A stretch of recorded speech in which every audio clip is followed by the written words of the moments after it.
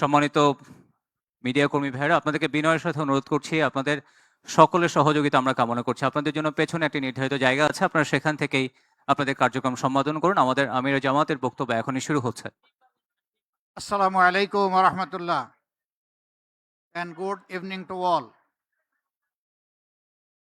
Alhamdulillahi Rabbil Alameen. Wassalatu wassalamu ala Rasulihil Kareem wa ala alihi wa sahbihi wa ahli baiti ajma'in.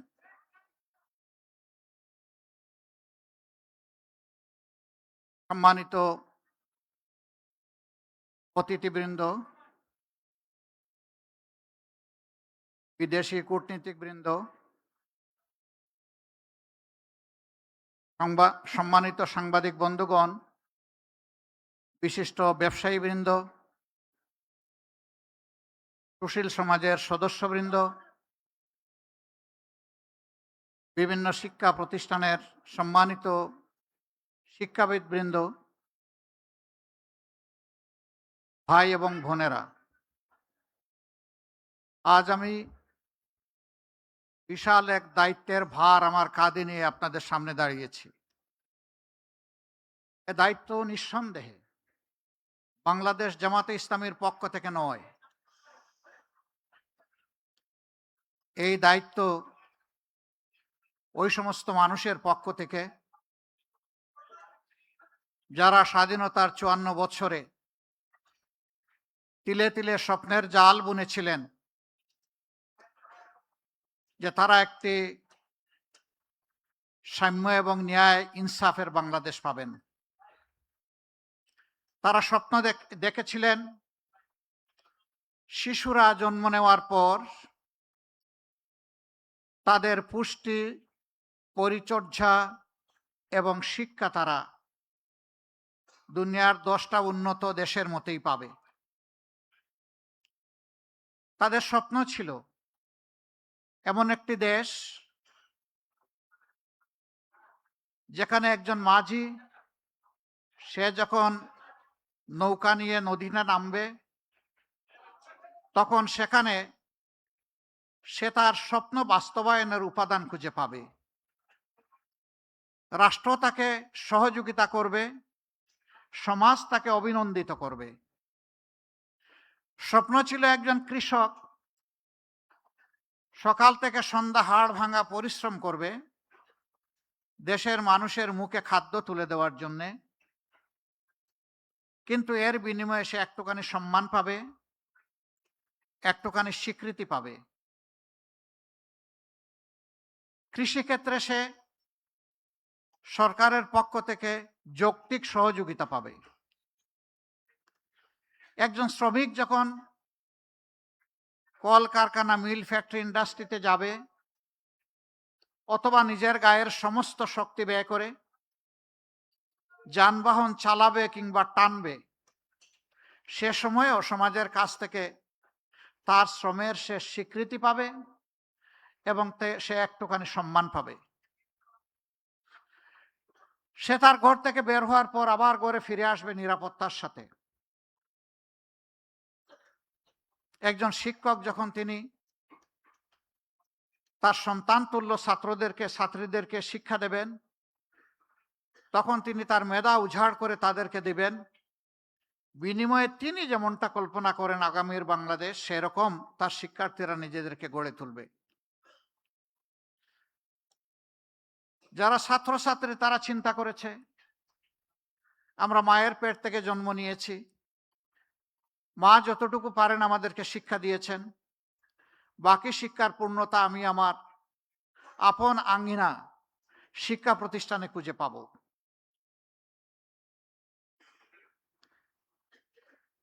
একজন কুটির শিল্পী তিনি চিন্তা করেছেন আমার তো পুঁজি অল্প, কিন্তু আমি আমার এই পুঁজি দিয়ে আমার দেশ গড়ার কাজে আমার হাতকে আমি এগিয়ে দিতে চাই।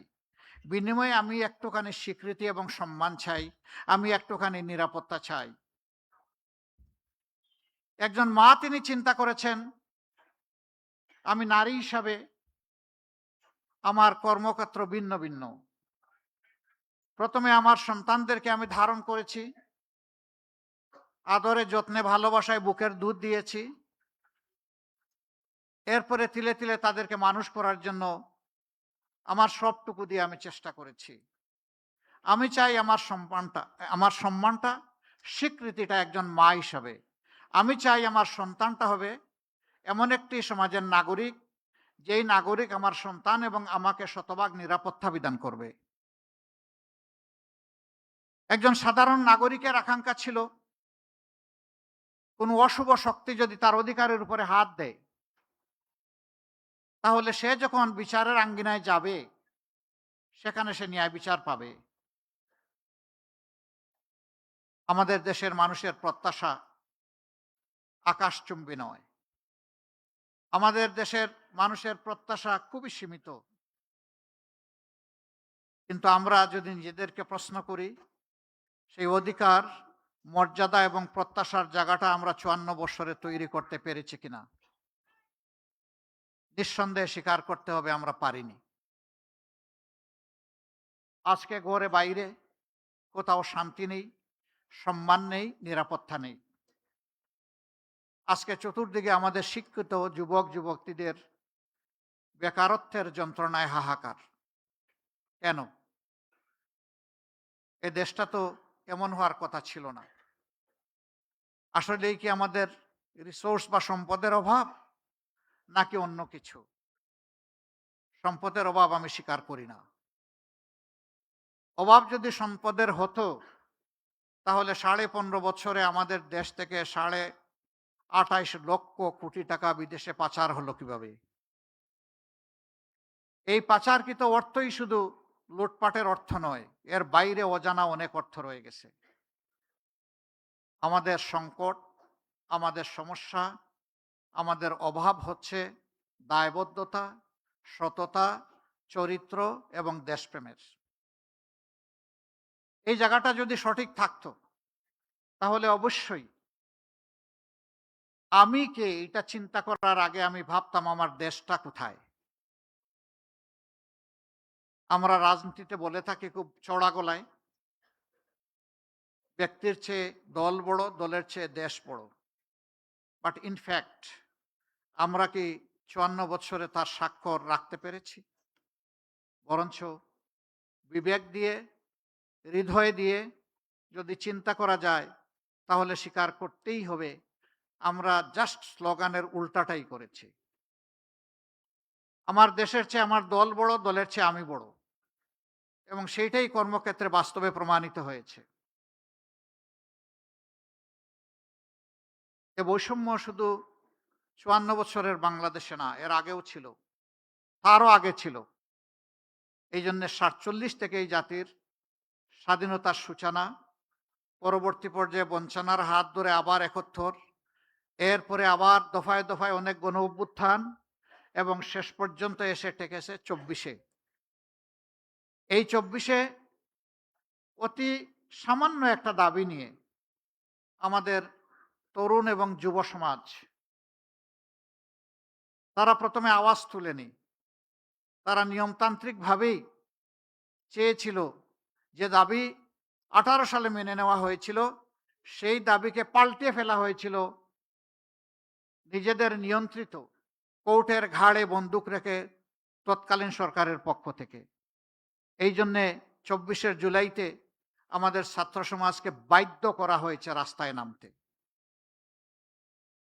অযৌক্তিক কোটার সংস্কার সাধন করে যৌক্তিক কোটা এবং মেধার স্বীকৃতিকে নিশ্চিত করার জন্য তাদের এই দাবি ছিল। অতীতের মতোই সেই আবার গায়ের জোর, অস্ত্রের জোরে এই দাবিকেও দমিয়ে দেওয়ার চেষ্টা করা হলো। এই দাবি নিয়ে প্রথমে ঢাকা বিশ্ববিদ্যালয়ের ছাত্রছাত্রীরা তারা সোচ্চার হয়েছিল। পর্যায়ক্রমে সারা বাংলাদেশের 18 কোটি মানুষই তাদের সাথে সামিল হয়ে গেল, এবং এই দাবি আদায়ের পথে প্রথম যে বাঁক ছিল, টার্নিং পয়েন্ট ছিল 15 জুলাই রাতের বেলা ঢাকা বিশ্ববিদ্যালয়ে, যখন ছাত্রীদের উপর অত্যন্ত পৈশাচিক নির্মম কায়দায় তৎকালীন ফ্যাসিস্ট সরকারের লেলিয়ে দেওয়া লোকেগুলা ঝাঁপিয়ে পড়েছিল। আমাদের মেয়েদের গায়ে হাত লাগার সাথে সাথে সারা বাংলাদেশ সেদিন জ্বলে উঠেছিল। প্রতিটি ঘর থেকে প্রতিবাদের আওয়াজ উচ্চারিত হয়েছিল। তার পরের দিনই এইটাকেই সমর্থন জানিয়ে দেশের উত্তরাঞ্চলে উত্তর জনপদের গুরুত্বপূর্ণ শিক্ষা প্রতিষ্ঠান বেগম রোকেয়া বিশ্ববিদ্যালয়ের মেধাবী ছাত্র আবু সাইদ রাস্তায় এসে বলেছিল, হয় আমাকে আমার অধিকার দাও, না হয় আমাকে একটা গুলি দাও। সে আরো বলেছিল, এই যন্ত্রণার অমানিসার শেষ হবে কবে? বুকের ভিতরে তুমুল ঝড়, বুক পেতেছি গুলি কর। 1, 2, 3টা গুলি তার বুকে পড়ল এবং তাকে দুনিয়া থেকে বিদায় করে দেওয়া হলো। শেষ পর্যন্ত তার এই মার্ডারটি নিয়েও রাজনীতি করা হলো। অবশ্য সত্য আলটিমেটলি প্রতিষ্ঠিত হয়েছে। এরপরে লাশের পর লাশ, সারা বাংলাদেশের রাজপথকে লাশ দিয়ে ভরে দেওয়া হলো। কম বেশি 1400 জন তরুণ, যুবক, যুবতী, শিশু, আবাল, বৃদ্ধ, বনিতা, শ্রমিক, ব্যবসায়ী, শিক্ষক, বিভিন্ন শ্রেণী পেশার মানুষ এই গণ উত্থানে বিপ্লবে জীবন দিয়েছেন। আমি আজ গভীর শ্রদ্ধার সাথে 71 এবং 24-এর সমস্ত শহীদদেরকে স্মরণ করছি। অবশ্য 47 না হলে 71-এর ওই মানচিত্র আমরা পেতাম না। আবার 71 না হলে এই রাষ্ট্রকে মেরামত করার জন্য 24 আমরা পেতাম না। কাজেই প্রত্যেকটা একটা আটটার সাথে সম্পর্কিত। সম্মানিত সুধীমণ্ডলী, একটি রাজনৈতিক দলের ইশতেহার একটি নির্বাচনকে সামনে রেখে এটি কোনো দলীয় কর্মসূচি নয়, বরঞ্চ একটি জাতির প্রতি একটি দলের চিন্তা, তার ভিশন, তার পরিকল্পনা এবং কিভাবে সে আগামীর দেশটাকে সাজাতে চায় তার একটি জীবন্ত দলিল, যা জনগণের কাছে এটি জীবন্ত একটি ডকুমেন্ট হিসাবে থাকবে। রাজনৈতিক দলগুলা যে ইশতেহার প্রকাশ করে থাকে, কার্যত সমাজের প্রতি এটি তাদের দায়বদ্ধতা এবং অঙ্গীকার। 5 বছর যদি জনগণ তাদেরকে দেশ পরিচালনার সুযোগ দেয়, তাহলে জনগণের অধিকার রয়েছে ইশতেহারের প্রত্যেকটি পয়েন্ট দিন, সপ্তাহ, মাস এবং বছর গুণে ওই দলের কাছ থেকে আদায় করে নেওয়া, বুঝে নেওয়া। এটা জনগণের অধিকার। আমরা সেই অধিকারটাই তুলে দিতে আজকে এখানে দাঁড়িয়েছি। আমরা এমন একটা বাংলাদেশ গড়তে চাই যে বাংলাদেশের প্রত্যাশা, আমি বিভিন্ন শ্রেণী পেশার মানুষজন যাদের কথা বললাম তারা যেটা প্রত্যাশা করেন। দুঃখের বিষয়, আমরা 15.5 বছর তৎকালীন সকল বিরোধী দল, এদেশের সুশীল সমাজ, সাংবাদিক মহল, আলেম ওলামা কেউ নিপীড়নের হাত থেকে রক্ষা পাননি। আমরা মজলুম ছিলাম। কিন্তু 5 আগস্টের পর অনেকেই অতীতের স্মৃতি মনে হয় যেন আমরা ভুলে গেছি। আমরা যদি স্মরণ রাখতাম তাহলে জুলাই যোদ্ধাদেরকে আমরা কলিজার ভিতর থেকে আমরা তাদেরকে সম্মান করতাম, ভালোবাসতাম, তাদের আকাঙ্ক্ষাকে ধারণ করতাম, কনসিভ করতাম, আর তাদের আকাঙ্ক্ষা বাস্তবায়নে নিজেরা অঙ্গীকারবদ্ধ হয়ে এগিয়ে আসতাম। হ্যাঁ, কেউ এসেছি, কেউ আসতে পারেনি। কেউ এসেছি পরিচ্ছন্ন একটি বাংলাদেশ গড়ার অঙ্গীকার নিয়ে, নতুন একটি বাংলাদেশ গড়ার অঙ্গীকার নিয়ে। যে পথে বাংলাদেশ চলছে সেই পথ থেকে বাংলাদেশকে রাজপথে, রাজনীতির রাজপথে উঠানোর অঙ্গীকার নিয়ে। আবার এ সময়ের ভিতরেই কেউ কেউ নিজেদের ভাগ্য গড়ার জন্য লেগে গেছেন এবং নানাভাবে দেশের মানুষকে তারা কষ্ট দিচ্ছেন, যার সাক্ষী আপনারা সকল, যার সাক্ষী 18 কোটি মানুষ। আমরা বড় বিনয়ের সাথে তাদেরকে অনুরোধ করেছিলাম, আমরা ছিলাম মজলুম, আমরা যেন কোনো অবস্থাতে না হই জালিম। মজলুম তো মজলুমের দুঃখ বুঝবে, মজলুম জালিম হবে কেন? আমি জানি না আমাদের এই আবেদন সবাইকে আমরা বুঝাতে পেরেছি কিনা। আজকে আমি একজন আহত সৈনিক। গত কয়েকদিন ধরে দেখেছেন যে আমার উপর চতুর্দিক থেকে মিসাইল নিক্ষেপ করা হচ্ছে। আমি কোনো অ্যান্টি মিসাইল ইউজ করব না, বরঞ্চ আমার রাজনৈতিক সহকর্মীদেরকে আজকে আপনাদেরকে সাক্ষী রেখে যারা সম্পূর্ণ অন্যায়ভাবে আমার চরিত্র হনন করেছেন, আমি তাদের সবাইকে ক্ষমা করে দিলাম। কারণ আমার রক্ত এবং মেজাজের সাথে প্রতিশোধ মানায় না, যায় না। আমি প্রতিশোধের রাজনীতিতে বিশ্বাস করি না। আমি বিশ্বাস করি আমি যদি আমার কোনো সহকর্মীকে, বন্ধুকে, ভাইকে তার ভুলের জন্য ক্ষমা করতে পারি, তাহলে আমিও সমাজের কাছে একদিন আমার ভুলের জন্য ক্ষমা আশা করতে পারি। কিন্তু সেই আমি মানুষটাই যদি প্রতিশোধের রাস্তা ধরে হাঁটতে চাই, তাহলে আমার উপর থেকে আরেকজনের প্রতিশোধ নেওয়ার অধিকার তৈরি হয়ে যায়। এই প্রতিশোধ, প্রতিহিংসার রাজনীতি করে করে আমাদের সমাজকে, দেশকে অনেক ক্ষতি করে ফেলেছে। ওই পিছনের রাজনৈতিক কালচার আর ধারণ করে চলতে চাই না। ওগুলাকে সম্পূর্ণ পিছনে ফেলে যুব সমাজের হাত ধরে এখন সামনে এগিয়ে যেতে চাই। আমি বিলিভ করি আমাদের যুব সমাজ অনেক পটেনশিয়াল। আমাদের যুব সমাজ আমাদের চাইতে অনেক ফ্রেশ। তারা অনেক ইনোভেটিভ এবং প্র্যাগমেটিক। তারা পারবে ইনশাআল্লাহ। যেভাবে তারা পেরেছে জুলাইতে, ওভাবেই পারবে আগামীর একটা বাংলাদেশ গড়ে দিতে। সেই যুব সমাজের প্রত্যাশাকে, আকাঙ্ক্ষাকে ধারণ করেই আমরা আমাদের ইশতেহার রচনা করেছি। ইশতেহার রচনা করেছি মায়ের জাতিকে সম্মান দেওয়ার জন্যে। ইশতেহার রচনা করেছি শিশুদেরকে নিরাপদ আবাসভূমি তৈরি করে দেওয়ার জন্যে, তার মেধা বিকাশের উপযুক্ত পরিবেশ নিশ্চিত করার জন্যে। আমরা তৈরি করেছি সুস্থ জাতি গঠনের জন্য শারীরিক সুস্থতার প্রয়োজনে যা দরকার সেই সমস্ত সার্ভিস নিশ্চিত করার জন্যে। আমরা যে কৃষকরা আমাদের মুখে খাবার তুলে দেন, সেই কৃষকদের জীবনে আমরা বিপ্লব আনতে চাই। আমরা চাই না পুরানা দাসের সেই কৃষিতে তারা পড়ে থেকে অতি অল্প পুঁজি নিয়ে হামাগুড়ি খাবেন। বরঞ্চ বিশ্বের অনেক দেশ আমাদের বহু পরে স্বাধীনতা লাভ করার পরে কৃষিতে তারা বিপ্লব সাধন করেছে। একসময় তাদের দেশ ছিল আমাদের মতো ইম্পোর্ট ডিপেন্ডেন্ট, এখন তারা হয়ে গেছে এক্সপোর্ট ওরিয়েন্টেড। আমরা পারবো ইনশাআল্লাহ। বিশ্বে অন্য কেউ পারলে আমরাও পারবো। এবং আমাদের মানুষেরা প্রমাণ করেছে এদেশের মানুষ ভালো। তো সমস্যাটা কোথায়? মানুষ যদি ভালো হয় দেশ কেন আগায় না? দেশ তো আগাবে। বাংলাদেশ নামক উড়োজাহাজের ককপিটে যারা বসে আছেন তারা যদি প্রপারলি ডাইভ করেন, তা না হয় দেশ আগাবে। প্যাসেঞ্জার তো আগায় নিতে পারবে না। প্যাসেঞ্জার তো জার্নি এনজয় করবে।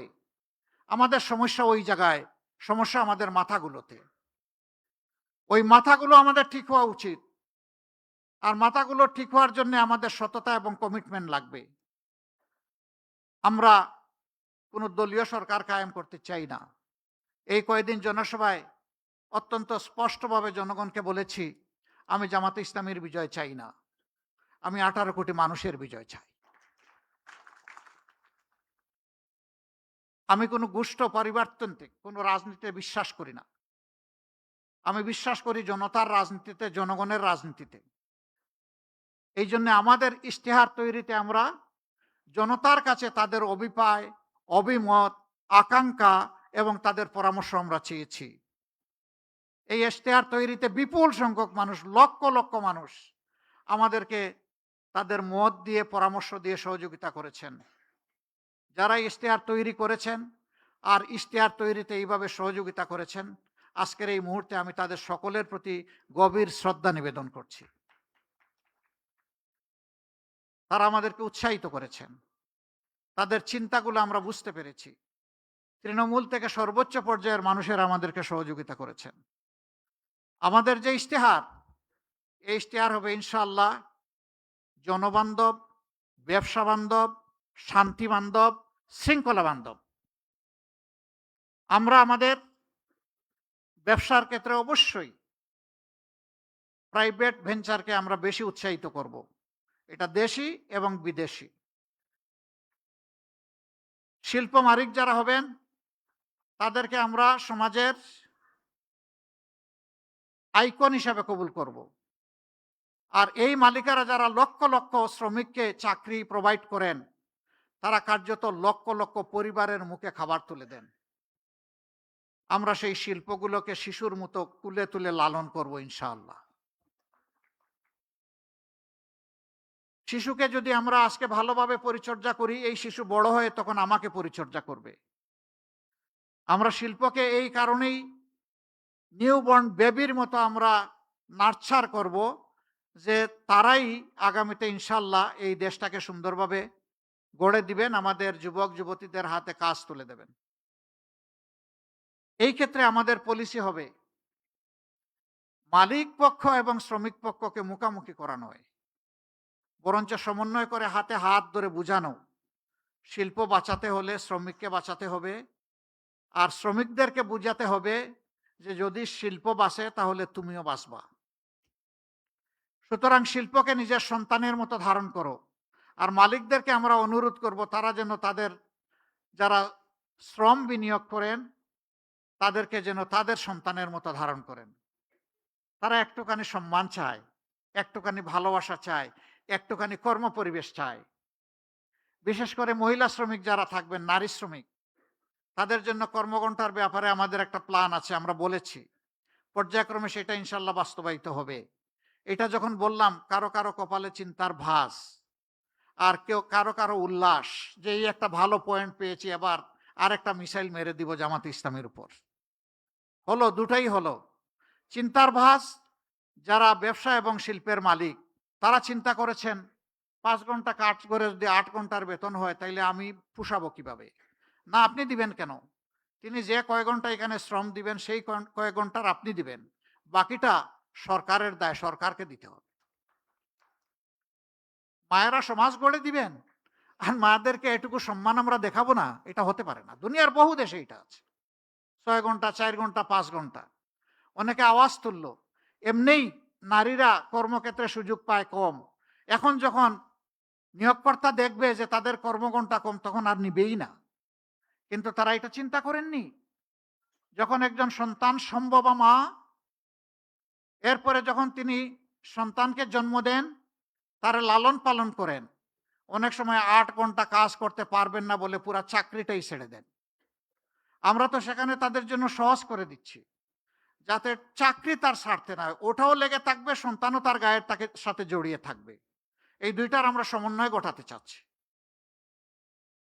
3 ঘন্টা বাকি যেটা থাকবে সেখানে কাজ থেমে থাকবে না। দুনিয়ার বহু দেশে আছে, পাবলিক অ্যান্ড প্রাইভেট, পিপিপি, সব জায়গায় পার্ট টাইম ওয়ার্কার নিয়োগ দেওয়া যায়। সেখানে মালিকরা দিবেন, আরো বেশি জব ক্রিয়েট হবে। কোনো মা এমন থাকতে পারেন যে তিনি 5 ঘন্টা পারবেন না, 3 ঘন্টা করবেন, তিনি ওই জায়গাটা ফিল আপ করবেন। এইভাবে যদি আমরা চিন্তা করি তাহলে তাদের কর্মের পরিবেশটা সহজ হয়। শুধু তাই নয়,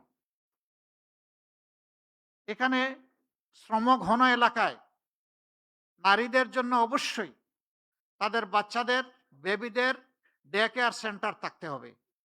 তবে হ্যাঁ, পর্যাপ্ত পরিমাণ নারীরা যেখানে কাজ করবেন সেখানেই কেবল এটা মেনটেন করা সম্ভব। সেইটা যৌক্তিকতার ভিত্তিতে হবে।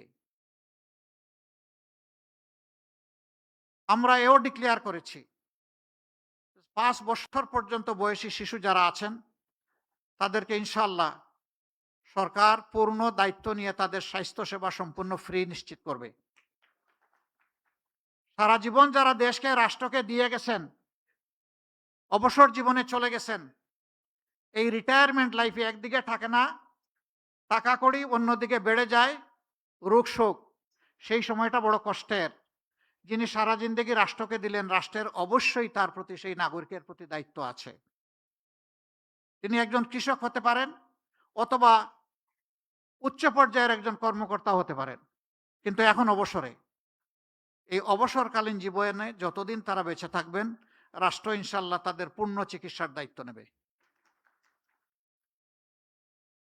মাঝখানের যে বয়সটা ক্রিয়েটিভ এজ, এখানে পার্টিসিপেটরি, কিছু দায়িত্ব নিবে রাষ্ট্র, কিছু নিবে ব্যক্তি, এইভাবে মিউচুয়ালি এটা আমরা ইনশাল্লাহ মেকআপ করব। এখনকার স্বাস্থ্যসেবার অবস্থা ভালো নেই, তাও রাজধানী টাউনে যেটুকু আছে মফস্বল টাউনে ওঠাও নেই। আমাদের অঙ্গীকার হচ্ছে 64 জেলার সব জায়গায় মেডিকেল কলেজ আমরা গড়ব ইনশাল্লাহ, এবং সেই মেডিকেল কলেজগুলা গড়ার মাধ্যমে আমরা স্কিল ম্যান পাওয়ার ডেভেলপ করব। তারপরে ওই জেলা কেন্দ্রে বিশেষায়িত সরকারি হাসপাতাল থাকবে, সেখানে সবার জন্য ফ্রি হয়তো হবে না, কিন্তু গলা কাটাও হবে না।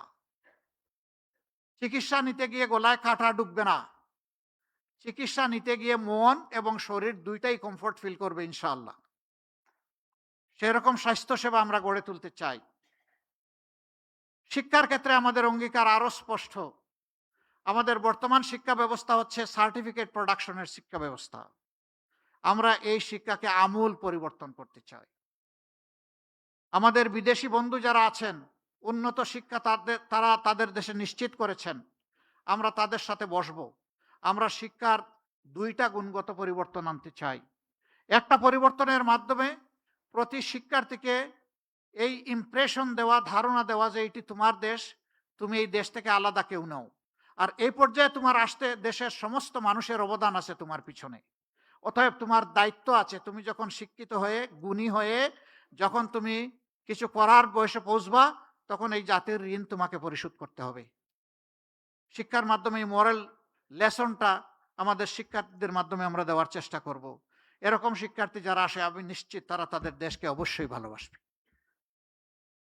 তারা স্বার্থপর, আত্মকেন্দ্রিক, সংকীর্ণ মনে হবে না। তারা উদার, দূরদৃষ্টি সম্পন্ন হবে, সবাইকে সম্মান করতে শিখবে, সবার হক তাদেরকে দেওয়ার জন্য সে তার সবটুকু উজাড় করে চেষ্টা করবে।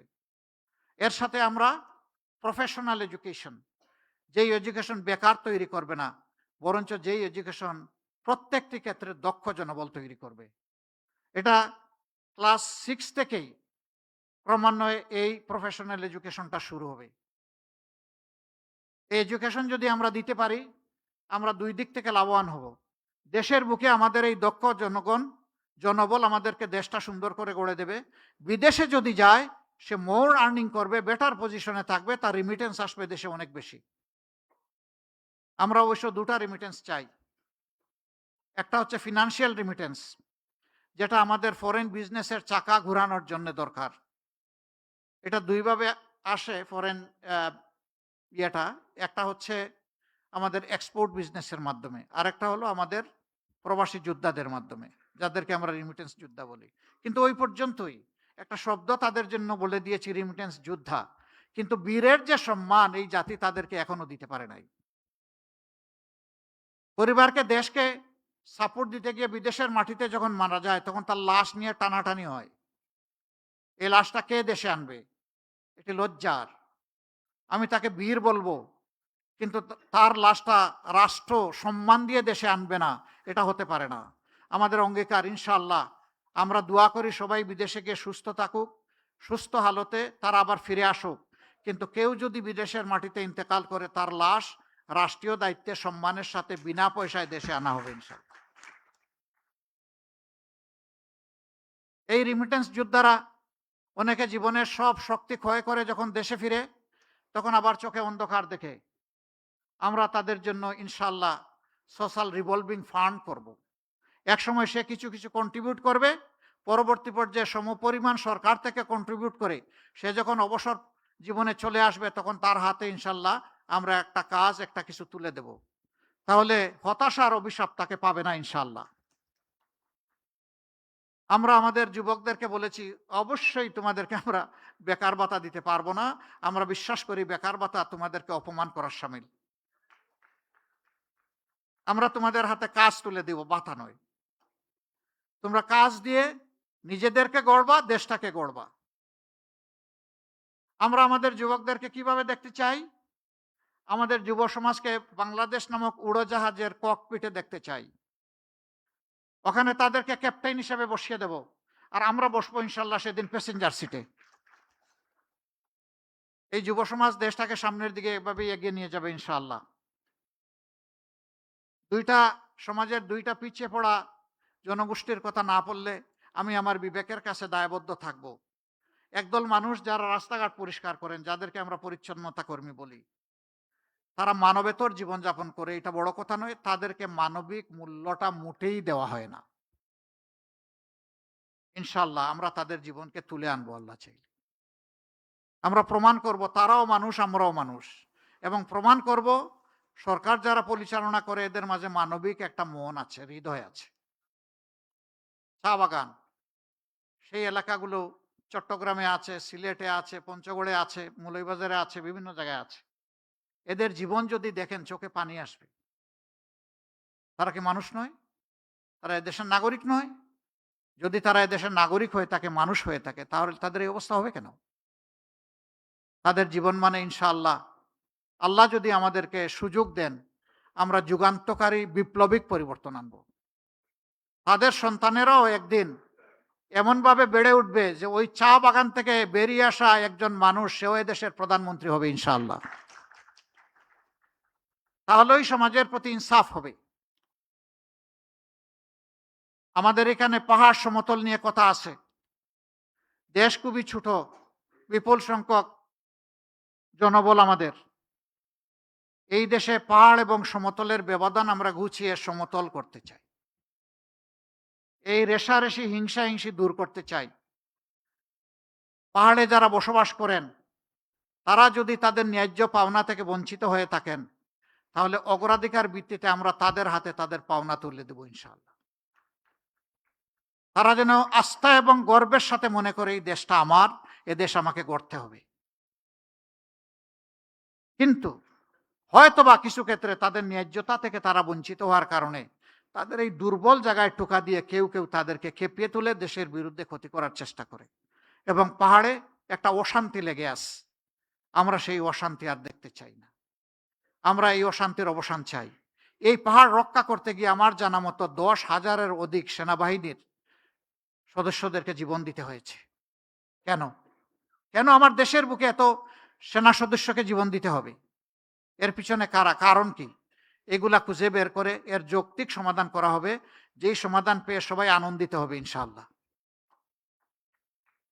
আমরা এইভাবে দেশটাকে আমাদের কল্পচিত্রে আমরা বিবেচনায় নিয়েছি। বাকি ডিটেলস ইনশাআল্লাহ এই ইশতেহার তৈরিতে যারা সহযোগিতা করেছেন, তারা আমাদের ওয়েবসাইটে আপলোড করেছেন বাংলা এবং ইংলিশ। আমরা আজকে শর্ট ভার্সনটা কিছু আপনাদের হাতে তুলে দিতে পারবো। মিডিয়াম ভার্সনও সামান্য তৈরি হয়েছে, কিন্তু ডিটেলস ভার্সনটা আমাদের ওয়েবসাইটে আপনারা ব্রাউজিং করলে ইনশাল্লাহ পেয়ে যাবেন।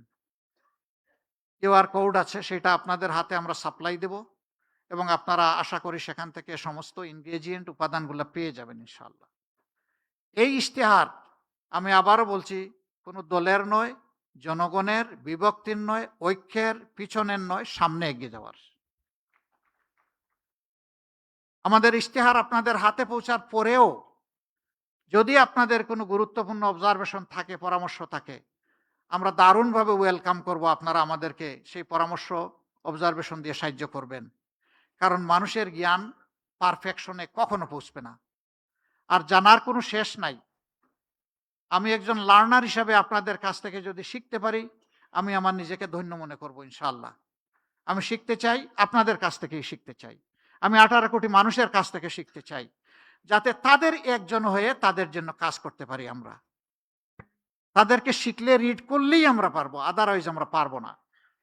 আজকে যারা মূল্যবান সময় ব্যয় করে এখানে এসেছেন, আমাদেরকে আপনারা উৎসাহিত করেছেন, আমি আমার এবং প্রিয় সংগঠনের পক্ষ থেকে আপনাদেরকে একদম হৃদয় উজাড় করা অভিনন্দন, ধন্যবাদ এবং কৃতজ্ঞতা জানাচ্ছি।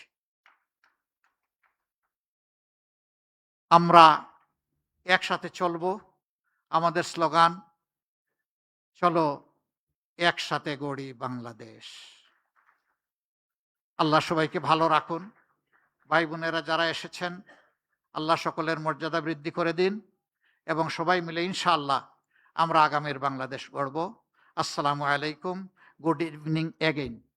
ধন্যবাদ আমির জামাত। একটু স্টেজে অবস্থান করবার জন্য অনুরোধ করছি। সম্মানিত অতিথিবৃন্দ, এ পর্যায়ে আমরা স্টেজে আসবার জন্য বিনীতভাবে অনুরোধ করছি বাংলাদেশ জামায়াত ইসলামের সম্মানিত সেক্রেটারি জেনারেল মিয়া গোলাম পরোয়ার সাহেবকে। এ পর্যায়ে বাংলাদেশ জামায়াত ইসলামের নির্বাচনী ইশতেহারের মোড়ক উন্মোচন করছেন বাংলাদেশ জামায়াত ইসলামের সম্মানিত আমির ডক্টর শফিকুর রহমান, এবং সাথে অংশগ্রহণ করছেন বাংলাদেশ জামায়াত ইসলামের সম্মানিত secretary general Mia Golam Parwar. We would like to respectfully request Amir of Bangladesh Jamaat Islami to formally unveil the National Election Manifesto. সম্মানিত মিডিয়া কর্মী ভাইরা,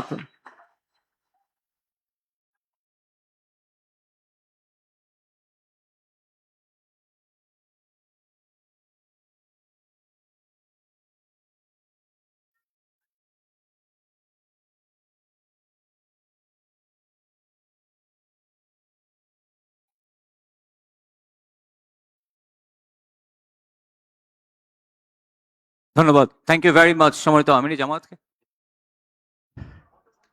Seeking excuse to our dearest foreign guests, excellencies and diplomats, we will supply our English version within day after tomorrow, inshallah, to your respective mission.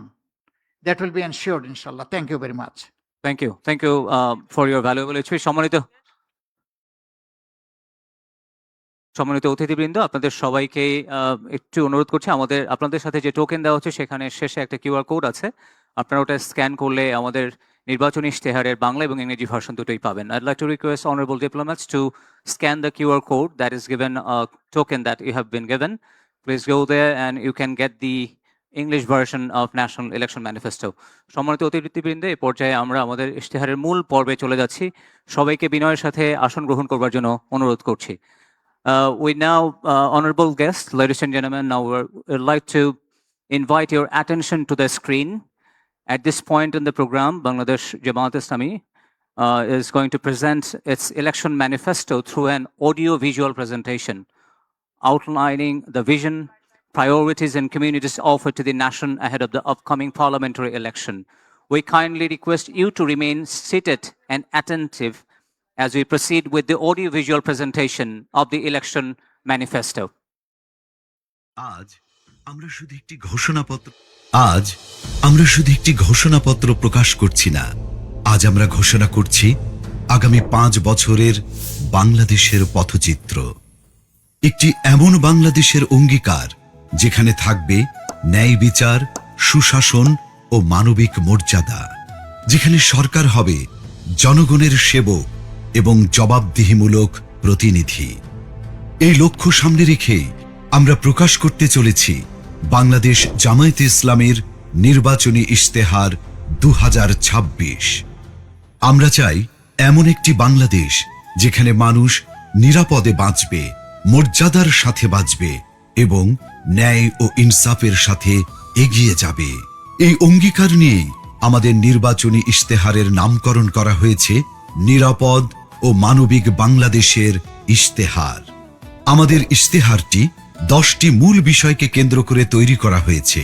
প্রতিটি বিষয়ই এক একটি স্তম্ভের মতো, যা আমাদের নীতির ভিত্তি এবং দৃষ্টিভঙ্গি নির্দেশ করে। আমরা যথাক্রমে রাষ্ট্রের সকল নাগরিকের সাথে সমস্বরে 5টি মৌলিক বিষয়ে হাঁ বলতে চাই, আর তা যথাক্রমে সততা, ঐক্য, ইনসাফ, দক্ষতা ও কর্মসংস্থান। যেভাবে কিছু বিষয়ে আমাদের অবস্থান স্পষ্টভাবে হাঁ এর পক্ষে, ঠিক তেমনি 5টি বিষয়ে আমাদের অবস্থান দ্ব্যর্থহীনভাবে না। আমরা শক্তভাবে না বলতে চাই দুর্নীতি, ফ্যাসিবাদ, আধিপত্যবাদ, বেকারত্ব ও চাঁদাবাজিকে। এই 10টি বিষয়ে আমাদের অবস্থান নির্ধারণ করে দেয় আমাদের দৃষ্টিভঙ্গি, আর এই দৃষ্টিভঙ্গিকে বাস্তবে রূপ দিতে বাংলাদেশ জামায়াতে ইসলামী আগামী 5 বছরের সরকার পরিচালনায় 26টি বিষয়কে অগ্রাধিকার দেবে। 1. জাতীয় স্বার্থে আপোষহীন বাংলাদেশ। এই স্লোগানের আলোকে স্বাধীনতা, সার্বভৌমত্ব ও জাতীয় স্বার্থে আপোষহীন রাষ্ট্র গঠন, ন্যাশনাল ইন্টারেস্ট। 2. বৈষম্যহীন, ন্যায় ও ইনসাফ ভিত্তিক একটি মানবিক বাংলাদেশ গঠন, সোশিয়াল জাস্টিস। 3, যুবকদের ক্ষমতায়ন এবং রাষ্ট্র পরিচালনায় তাদেরকে প্রাধান্য দেয়া, ইউথ ফার্স্ট। 4, নারীদের জন্য নিরাপদ, মর্যাদাপূর্ণ ও অংশগ্রহণমূলক রাষ্ট্র গঠন। 5, আইন শৃঙ্খলা পরিস্থিতির সার্বিক উন্নয়নের মাধ্যমে মাদক, চাঁদাবাজ ও সন্ত্রাসমুক্ত একটি নিরাপদ রাষ্ট্র বিনির্মাণ। 6, সকল পর্যায়ে সৎ নেতৃত্ব প্রতিষ্ঠা ও প্রাতিষ্ঠানিক সংস্কারের মাধ্যমে দুর্নীতিমুক্ত রাষ্ট্র গঠন। 7, প্রযুক্তি নির্ভর আধুনিক ও স্মার্ট সমাজ গঠন। 8, প্রযুক্তি, ম্যানুফ্যাকচারিং, কৃষি ও শিল্প সহ নানা সেক্টরে ব্যাপক ভিত্তিক কর্মসংস্থান সৃষ্টি, সরকারি চাকুরিতে বিনামূল্যে আবেদন, মেধার ভিত্তিতে নিয়োগ ও সকল ধরনের বৈষম্য দূরীকরণ। 9, ব্যাংক সহ সার্বিক আর্থিক খাতে সংস্কারের মাধ্যমে আস্থা ফিরিয়ে এনে বিনিয়োগ ও ব্যবসা বান্ধব টেকসই ও স্বচ্ছ অর্থনীতি বিনির্মাণ। 10, সমানুপাতিক পিআর পদ্ধতির নির্বাচন সহ সুষ্ঠু নির্বাচনী পরিবেশ তৈরি ও তত্ত্বাবধায়ক সরকার ব্যবস্থা শক্তিশালী করে সুসংহত ও কার্যকর গণতন্ত্র নিশ্চিত করা। 11, বিগত সময়ে রাষ্ট্রীয় পৃষ্ঠপোষকতায় হওয়া খুন, গুম ও বিচার বহির্ভূত হত্যাকাণ্ডের বিচার ও মৌলিক মানবাধিকার নিশ্চিত করা। 12, জুলাই বিপ্লবের ইতিহাস সংরক্ষণ, শহীদ পরিবার, আহত ও পঙ্গুত্ব বরণকারী জুলাই যোদ্ধাদের পুনর্বাসন এবং জুলাই সনদ বাস্তবায়ন করা হবে। 13, কৃষিতে প্রযুক্তির ব্যবহার ও কৃষকদের সহযোগিতা বাড়ানোর মাধ্যমে কৃষিতে বিপ্লব সৃষ্টি করা। 14, 2030 সালের মধ্যে সম্পূর্ণ ভেজাল মুক্ত খাদ্য নিরাপত্তা এবং 3-0 ভিশন, পরিবেশগত অবক্ষয়ের শূন্যতা, বর্জ্যের শূন্যতা এবং বন্যা ঝুঁকির শূন্যতা বাস্তবায়নের মাধ্যমে সবুজ ও পরিচ্ছন্ন বাংলাদেশ গড়া। 15, ক্ষুদ্র ও মাঝারি শিল্পের বিকাশের পাশাপাশি ভারী শিল্প প্রতিষ্ঠা, দেশি বিদেশি বিনিয়োগ বান্ধব পরিবেশ নিশ্চিতের মাধ্যমে ব্যাপক ভিত্তিতে শিল্পায়ন ও কর্মসংস্থান তৈরি। 16, শ্রমিকদের মজুরি ও জীবনযাত্রার মান বৃদ্ধি এবং মানসম্মত কাজের পরিবেশ, বিশেষ করে নারীদের নিরাপদ কাজের পরিবেশ সৃষ্টি করা। 17, প্রবাসীদের ভোটাধিকার সহ সকল অধিকার নিশ্চিতকরণ এবং দেশ গঠনে আনুপাতিক ও বাস্তবসম্মত অংশগ্রহণ নিশ্চিত করা। 18, সংখ্যাগুরু সংখ্যালঘু, মেজরিটি মাইনরিটি নয়, বরং বাংলাদেশের নাগরিক হিসেবে সকলের নাগরিক অধিকার প্রতিষ্ঠা এবং পিছিয়ে থাকা নাগরিক ও শ্রেণীগোষ্ঠীর জন্য বিশেষ সুবিধা নিশ্চিত করা। 19, আধুনিক ও সার্বজনীন স্বাস্থ্যসেবা প্রদান এবং গরিব ও অসহায় জনগোষ্ঠীর জন্য পর্যায়ক্রমে বিনামূল্যে উন্নত চিকিৎসা নিশ্চিত করা। 20, সমসাময়িক বিশ্বের চাহিদাকে সামনে রেখে শিক্ষা ব্যবস্থার মৌলিক সংস্কার এবং পর্যায়ক্রমে বিনামূল্যে শিক্ষা নিশ্চিত করা। 21, দ্রব্যমূল্য ক্রয় ক্ষমতার মধ্যে রেখে স্থিতিশীলতা নিশ্চিত করা এবং অন্যান্য মৌলিক চাহিদার পূর্ণ সংস্থানের নিশ্চয়তা। 22, যাতায়াত ব্যবস্থাকে ঢেলে সাজানো এবং রাজধানীর সাথে দেশের বিভাগীয় শহরগুলোর সড়ক রেলপথের দূরত্ব পর্যায়ক্রমে 2 থেকে 3 ঘন্টায় নামিয়ে আনা, দেশের আঞ্চলিক যোগাযোগ ও ঢাকার অভ্যন্তরীণ যাতায়াত ব্যবস্থায় মৌলিক পরিবর্তন আনা। 23, নিম্ন ও মধ্যবিত্ত পরিবারের জন্য স্বল্প মূল্যে আবাসন নিশ্চিত করা। 24, ফ্যাসিবাদী ব্যবস্থার পূর্ণ বিলাপে চলমান বিচার ও সংস্কার কার্যক্রমকে অব্যাহত রেখে বাংলাদেশে ফ্যাসিবাদ ব্যবস্থার পুনর্জন্ম রোধ করা। 25, সার্বজনীন সামাজিক নিরাপত্তা ব্যবস্থা চালু করার মাধ্যমে নিরাপদ কর্মজীবন ও পর্যায়ক্রমে সকল নাগরিকদের আন্তর্জাতিক মানের সামাজিক নিরাপত্তা নিশ্চিত করা। 26, সকল পর্যায়ে স্বচ্ছতা ও জবাবদিহিতার মাধ্যমে সুশাসন নিশ্চিত করে একটি সুখী ও সমৃদ্ধ কল্যাণ রাষ্ট্র প্রতিষ্ঠা। বিষয়ভিত্তিক স্পষ্ট দিক নির্দেশনা দিতে আমরা আমাদের নির্বাচনী ইশতেহারকে 8টি প্রধান ভাগে বিভক্ত করেছি। প্রতিটি ভাগ তৈরি করা হয়েছে দেশের বাস্তবতা, জনগণের চাহিদা এবং আগামীর সম্ভাবনাকে সামনে রেখে। এই 8টি ভাগ হল: 1. জুলাই বিপ্লবের আকাঙ্ক্ষায় একটি বৈষম্যহীন, শক্তিশালী ও মানবিক বাংলাদেশ। 2.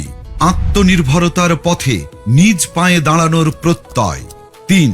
টেকসই অর্থনৈতিক উন্নয়ন ও ব্যাপকভাবে কর্মসংস্থান সৃষ্টি। 4. স্বনির্ভর কৃষি ও প্রকৃতির স্বাভাবিক বিকাশের মাধ্যমে পরিবেশ বান্ধব উন্নয়ন। 5. মানব সম্পদ উন্নয়ন ও জনগণের মৌলিক জীবন মানের উন্নয়ন। 6.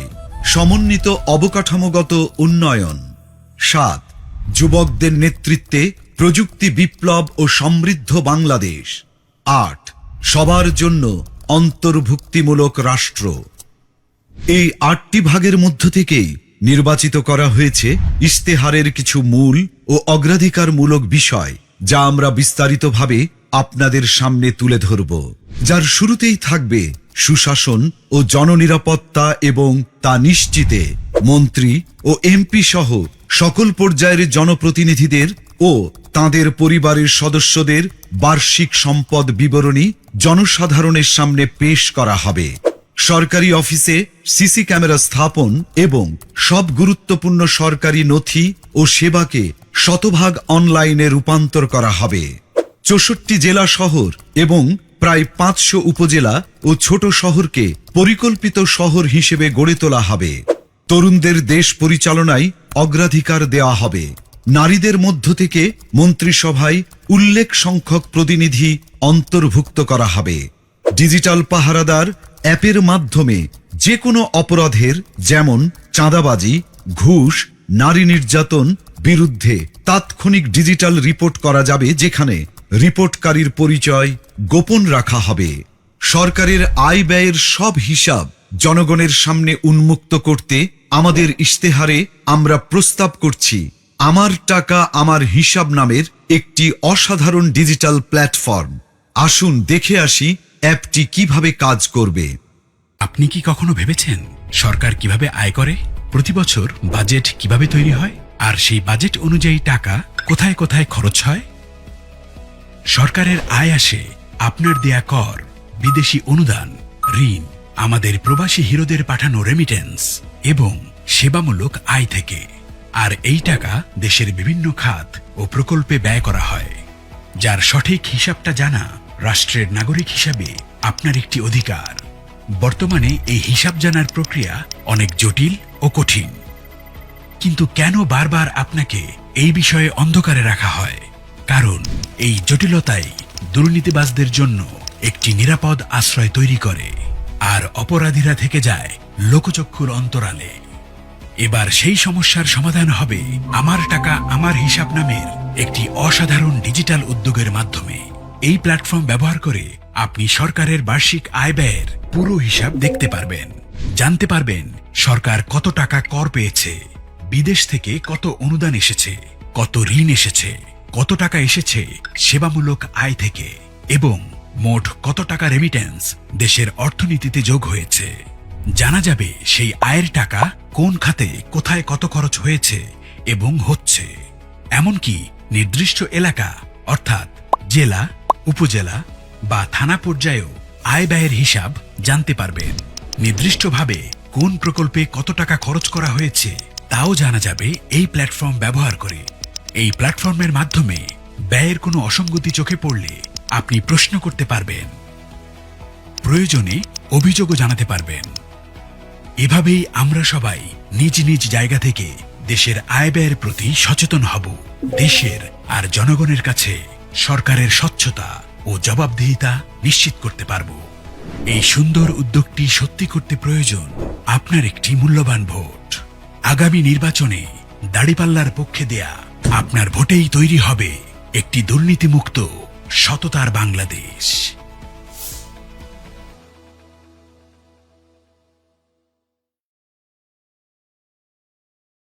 এর পাশাপাশি জননিরাপত্তা নিশ্চিত করার লক্ষ্যে চাঁদাবাজি, দুর্নীতি, সন্ত্রাস ও সামাজিক অপরাধ দমনে আমরা নিয়ে এসেছি ডিজিটাল পাহারাদার অ্যাপ।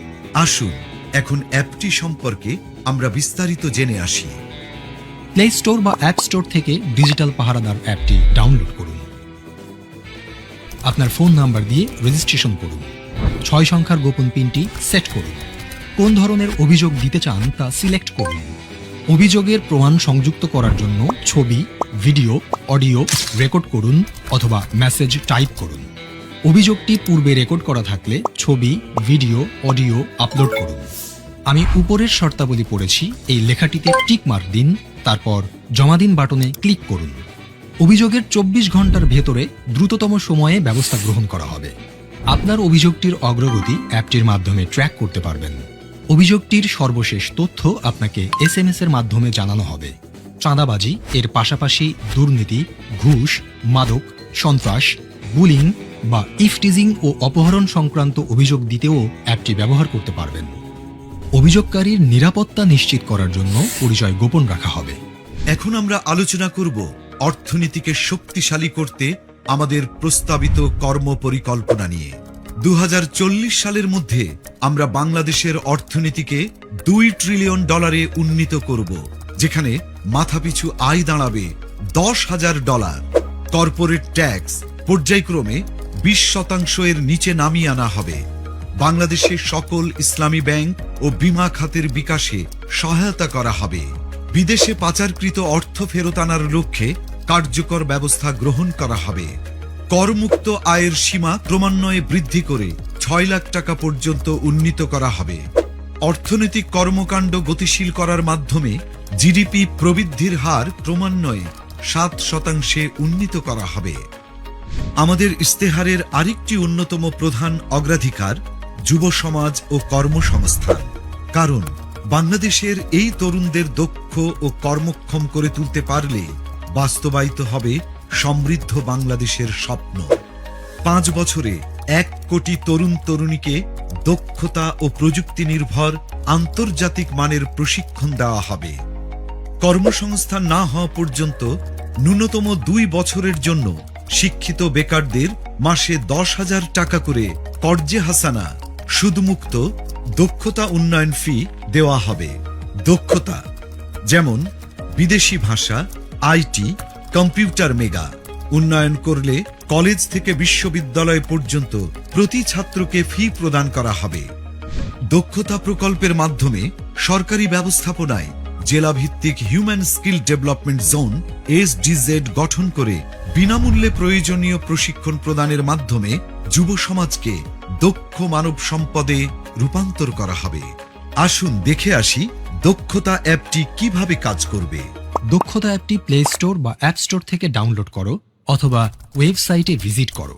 নির্ধারিত ফর্মে পরিচয়, ঠিকানা, শিক্ষাগত যোগ্যতা এবং পছন্দের দক্ষতা সিলেক্ট করো ও অন্যান্য তথ্য দিয়ে রেজিস্ট্রেশন করো। অ্যাপ থেকে কনফার্মেশন পেজে দেওয়া তথ্য অনুযায়ী নির্ধারিত তারিখে ও স্থানে প্রয়োজনীয় সকল কাগজপত্র সহ উপস্থিত থাকো। নির্ধারিত স্থানে বিশেষজ্ঞদের পরামর্শে তোমার প্রশিক্ষণের বিষয় নির্ধারণ করা হবে এবং তোমার ভর্তি প্রক্রিয়া সম্পন্ন করা হবে। প্রশিক্ষণের সময়ে প্রশিক্ষণের খরচ, থাকা খাওয়ার খরচ এবং সম্মানী সরকার বহন করবে। প্রশিক্ষণ শেষে চাকুরি, ক্ষুদ্র ব্যবসা, বিদেশ গমন ও অন্যান্য কর্মসংস্থানের উদ্যোগ গ্রহণে সরকার সহযোগিতা করবে। দক্ষতা অ্যাপের মাধ্যমে তুমি শিখবে এবং শিখতে শিখতেই শুরু হবে তোমার কর্মজীবন। বাংলাদেশ জামায়াতে ইসলামী বিশ্বাস করে নারীর সম্মান ও নিরাপত্তা সমাজের নৈতিক ও সামাজিক উন্নয়নের মূল ভিত্তি। তাই সুষ্ঠু কর্মপরিকল্পনার মাধ্যমে আমরা তাদের সুরক্ষা, মর্যাদা ও সমান সুযোগ নিশ্চিত করতে চাই। নারীর সম্মতি অধিকার রক্ষায় সম্মতি সুরক্ষা কমিটি গঠন করা হবে। নির্যাতিত নারীর সকল প্রকার আইনি, মানসিক, আর্থিক সহায়তার জন্য প্রতিটি জেলা সদর হাসপাতালে ওয়ান স্টপ ক্রাইসিস সেন্টার স্থাপন করা হবে। কর্মক্ষেত্রে ডে কেয়ার সেন্টার উল্লেখযোগ্য পরিমাণে বাড়ানো হবে। নারী চলবে নির্ভয়ে লক্ষ্য বাস্তবায়নে 1.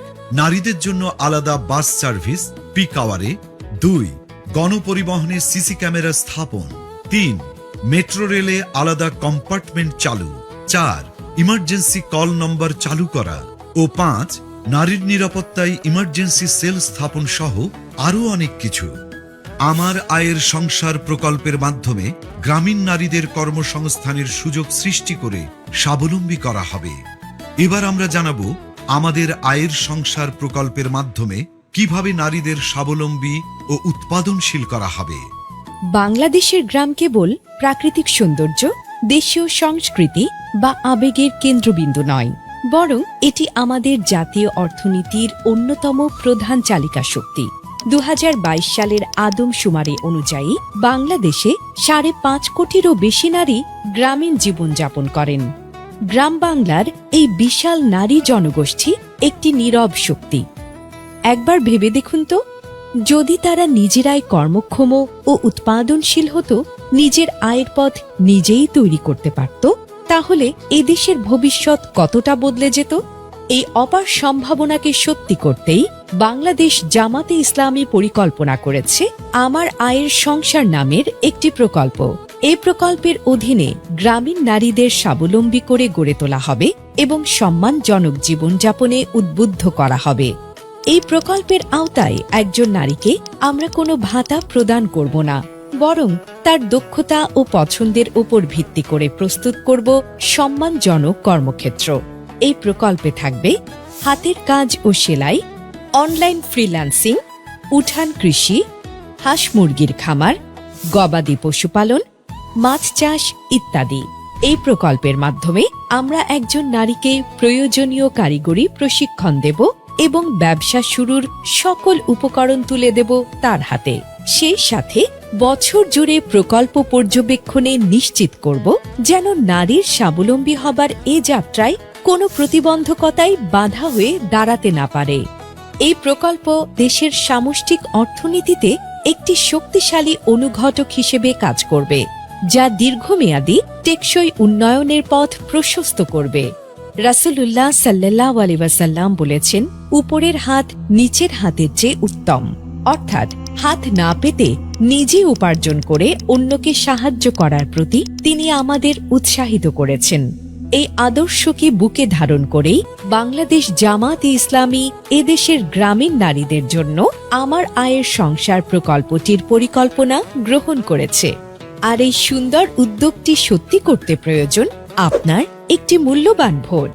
আগামী নির্বাচনে দাঁড়িপাল্লার পক্ষে দেয়া আপনার ভোটেই তৈরি হবে একটি উৎপাদনশীল এবং সমৃদ্ধ বাংলাদেশ। চলো একসাথে গড়ি বাংলাদেশ। এখন আমরা স্বাস্থ্য ও পরিবার কল্যাণ বিষয়ে বাংলাদেশ জামাতে ইসলামীর কর্ম পরিকল্পনা সম্পর্কে জানব। 5 বছরের নিচে ও 60 বছরের উপরে সবাইকে বিনামূল্যে স্বাস্থ্য সেবা দেওয়া হবে। স্বাস্থ্য খাতে বাজেট পর্যায়ক্রমে 3 গুণ করা হবে। সবার জন্য স্বাস্থ্য সেবা নিশ্চিত করতে পর্যায়ক্রমে জাতীয় স্বাস্থ্য বীমা, ন্যাশনাল হেলথ ইন্স্যুরেন্স এবং ডিজিটাল হেলথ কার্ড চালু করা হবে। প্রথম 6 মাস থেকে 1 বছরের মধ্যে বর্তমান সরকারি হাসপাতালের স্বাস্থ্যসেবা যোগ্যতা শতভাগে উন্নীত করা হবে। 300টি অত্যাবশ্যকীয় ঔষধ EML নিয়ন্ত্রিত এবং ন্যায্য মূল্যে প্রদান করা হবে। ধাপে ধাপে 500টিতে উন্নীত করা হবে। বাংলাদেশে একাধিক আন্তর্জাতিক মানের মডেল হাসপাতাল চালু করে মেডিকেল ট্যুরিজমকে ব্র্যান্ডিং করা হবে। উল্লেখিত বিষয়গুলো সহ আমাদের সার্বিক কর্মপরিকল্পনা সম্পর্কে সকলকে বিস্তারিতভাবে জানাতে ও আমাদের ইস্তেহারকে জনগণের হাতে হাতে পৌঁছে দিতে আমরা তৈরি করেছি চলো একসাথে গড়ি বাংলাদেশ ওয়েবসাইট, যেখানে আমাদের সকল অঙ্গীকার ও পরিকল্পনা উপস্থাপন করা হয়েছে। আগামী নির্বাচনে দাঁড়িপাল্লার পক্ষে দেওয়া আপনার মূল্যবান ভোটেই তৈরি হবে একটি নতুন বাংলাদেশ।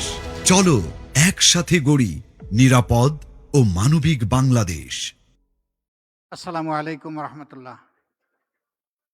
সম্মানিত সুধীমণ্ডলী, respected guests, foreign and local, আমরা আপনাদের কাছে খুবই কৃতজ্ঞ যে আপনারা অত্যন্ত ধৈর্য ধরে আগ্রহ সহকারে মানবিক বাংলাদেশ চাই, একটি নিরাপদ বাংলাদেশ চাই। আমরা শ্রেণীতে শ্রেণীতে সীমাহীন বৈষম্যটা দূর করতে চাই। এবং সকলের জন্য ন্যায় বিচার নিশ্চিত করতে চাই।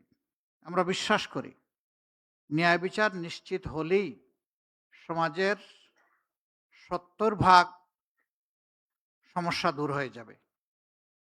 আর বাকিটা সবাই মিলে আমরা বিভিন্ন যৌক্তিক মেকানিজমের মাধ্যমে শেষ করতে পারবো ইনশাআল্লাহ। এই বাংলাদেশ আর পিছিয়ে পড়ে থাকুক, আমাদের যুব সমাজ এটা চায় না। আমাদের দায় আছে তাদের কাছে। 1400 লাশ আজকে এই জাতির ঘাড়ে, আর থালা থালা রক্ত। তারা জীবনের মূল্যবান এই সম্পদ উপহার দিয়ে আমাদেরকে একটি নতুন পথ রচনার সুযোগ তৈরি করে দিয়েছে। আমরা অবশ্যই অবহেলা করব না, অবশ্যই তাদের এই আমানতের কোনো খেয়ানত করব না। আমরা এই আমানতকে, এই আকাঙ্ক্ষাকে ধারণ করে এগিয়ে যাব ইনশাআল্লাহ। আমি আবারও আপনাদের কাছে বিনয়ের সাথে অনুরোধ করব, আজকে যে ইশতেহার প্রকাশ করা হলো তার কোনো অংশকে দেশ এবং মানুষের কল্যাণে যদি আপনি মনে করেন যে আরো ভালো করার সুযোগ আছে, তাহলে আপনার জায়গাটা থেকে আমাদেরকে সহযোগিতা করবেন। এ বিশ্বাস আমি রাখতে চাই এবং এই বিশ্বাস আমাদের আছে। শেষ কথা, দেশটা আমাদের সকলের। দেশ যদি ভালো থাকে আমরা ভালো থাকব, দেশ যদি ভালো না থাকে আমরা কোনো অবস্থায় ভালো থাকতে পারবো না। আমরা বিশ্বের সকল সভ্য দেশের সাথে মানবিক বন্ধুত্বপূর্ণ সম্পর্ক আমরা রক্ষা করতে চাই। আজকে একজন ডিপ্লোম্যাট প্রশ্ন করেছিলেন এখানেই আমাকে, যে এই দেশটার সাথে আপনাদের সম্পর্কটা কেমন হবে। আমি সাদের দিকে আঙ্গুল নির্দেশ করিয়ে দিয়ে বলেছিলাম যে কালারফুল হবে ইনশাআল্লাহ। আমরা সবার সাথে কালারফুল রিলেশন মেনটেন করতে চাই। আমরা সবাইকে সম্মান দিতে চাই। আমরাও সবার কাছ থেকে একটুখানি ভালোবাসা এবং সম্মান চাই। এটি আমাদের চাওয়া। আমাদের চাওয়া খুব বড় কিছু নয়। বিশেষ করে আমাদের এই অঞ্চল এবং আমাদের প্রতিবেশী আমরা যারা আছি, তারা যদি আমরা হাতে হাত ধরে পরস্পরকে সম্মান করে ভালোবেসে ন্যায্যতার ভিত্তিতে আমরা পথ চলি, আমাদের মর্যাদা বিশ্বের দরবারে অনেক বেড়ে যাবে, আমাদের শক্তি অনেক বৃদ্ধি পাবে এবং আমাদের পারস্পরিক হানাহানি অথবা দূরত্ব দূর হয়ে যাবে।